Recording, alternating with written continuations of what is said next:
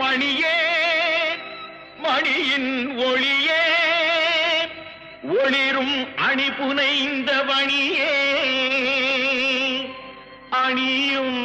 அணிக்கழையே அணுகாதவர்க்கு பிணியே பிணிக்கு மருந்தே அமரர் பெரும் விருந்தே பணியேன் ஒருவரை நின் பத்ம பாதம் பணிந்த பின்னே சொல்லடி